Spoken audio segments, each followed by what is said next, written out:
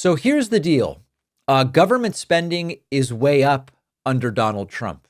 Now, you might be saying, but David, DOGE, they were cutting everything. They've been talking about cuts for years, and DOGE has been running full speed ahead for months. We were getting more efficient. We were draining the swamp. We were finding efficiencies and getting rid of bloat and pork and all of this stuff.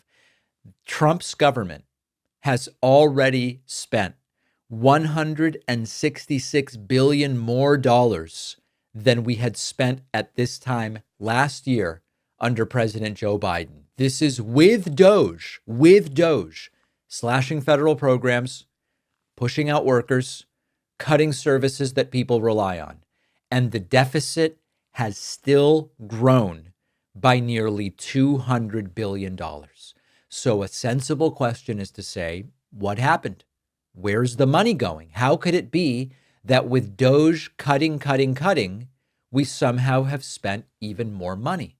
Well, military spending is up $39 billion year over year, despite being told, oh, Trump would consider cutting the military. We had people on the right and some on the left saying we might see Trump cut military spending. No, we're not.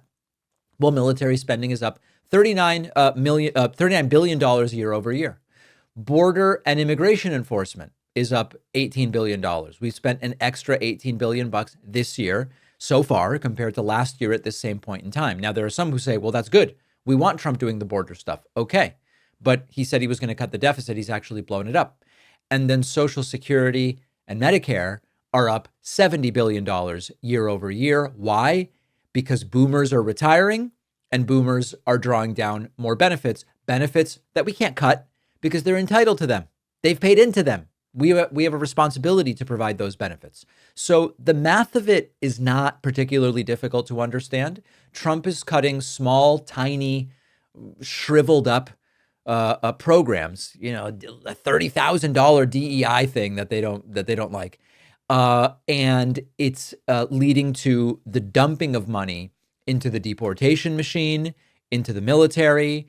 And meanwhile, the programs that really cost the most when you look at the totality of the budget, Social Security, Medicare, those are going to keep growing unless you're willing to cut benefits, which they sort of are, but more with Medicaid rather than with Medicare and Social Security, although we will see where that lands. You ask Republicans in Congress, are you willing to cut Medicare or Social Security benefits? They say, we're not going to touch benefits. We're going to touch bloat, and we're going to touch waste, and we're going to touch fraud, which they still have not actually found any. And that's where DOGE came in. DOGE came in as this flashy new efficiency department supposed to fix everything. And it kind of did a mixture of theater and sabotage. Most of the so-called cuts were fake. What I mean by that is some of them were typos. Some of them, they were cutting 60 million and they said we're cutting 60 billion or something like that. So that was a lie to some degree. There were Biden era cuts. They were already cut during Biden's presidency, which they included under the list of things that DOGE had actually cut. Just another completely dishonest example. So it was sort of like a fiction put together for a press release. But what really got cut are programs like AmeriCorps, science research, education grants, Meals on Wheels, this sort of thing. But here's the real purpose of DOGE. And this is why, the big story is DOGE will cut. And then we see deficit is actually up. So what's the real purpose of all of this? It was never actually about money. The purpose of DOGE was to allow Elon Musk and his allies to take over government systems that were to some degree investigating him. They didn't even hide it. That was the point. And once they got what they wanted, they neutralized some regulators, they defunded some watchdogs, they blocked some lawsuits.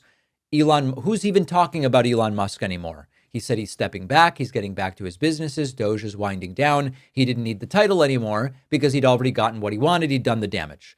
There is tech sabotage here that is getting very little attention because DOGE compromised some key federal computer systems. They installed new hard drives, they restructured platforms, they introduced so-called efficiency upgrades into places like the Treasury and Medicare and IRS servers. But this was all about access. It wasn't really about modernization, because even now with Elon Musk supposedly out of the picture in a formal way, we would say, those systems will be vulnerable until at least 2029. Think about that. They embedded their people, they grabbed control, and then Elon walks away. And notice what DOGE never touched: the Pentagon, Border Patrol, military contractors. They went after NASA, but not after the F-35. Why? Because cutting waste wasn't really the goal. Killing oversight and snatching contracts was the goal. And now we are building towards the tax cut scam. While this is all happening, Trump and Republicans are trying to pass something they call their big, beautiful bill. It's basically the sequel to Trump's 2017 tax cuts. It's differentiated by them wanting to make them permanent. You might remember that a lot of what was in Trump's 2017 tax bill sunsets or expires this year unless extended. And the idea now is add trillions to the deficit by making a lot of that tax stuff permanent. They're using accounting tricks to make it look cheaper on paper. Even Trump has floated the idea of raising taxes on people making over $2.5 million just to make the math work. That's how desperate they are to pass this thing. But big picture, Trump came into office claiming we're going to cut waste, we're going to save money, and government's going to run better. Instead, he's spending more money than Biden at this point in the year. He let Elon run completely wild with government infrastructure. He defunded oversight and regulatory agencies. We're going to have Dr. Zach Rubin on the show soon to talk to us about exactly how this affects the everyday person. And they tried to cover all of it up with fake cuts. And now they want even more cuts and to make them permanent for the wealthiest. You can't look at this and say it's fiscal responsibility. It's a con job. And when you zoom out, you see it. Every single one of these so-called reforms is a cover for someone's greed, a power grab, or overt corruption. They call it efficiency. It's not very efficient. They say it's about cutting waste. It's the same story. We're going to cut waste by cutting services for regular people.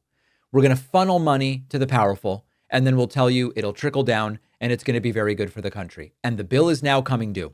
So for anyone surprised by this, for anyone now upset, and I know that there are some Trump supporters, a few of them, who are recognizing this and saying, I don't love this. We did a Tic Tac Live yesterday. I spoke to a couple of these sort of disaffected Trump supporters. This is what happens when you let a con man billionaire and his buddies run the government.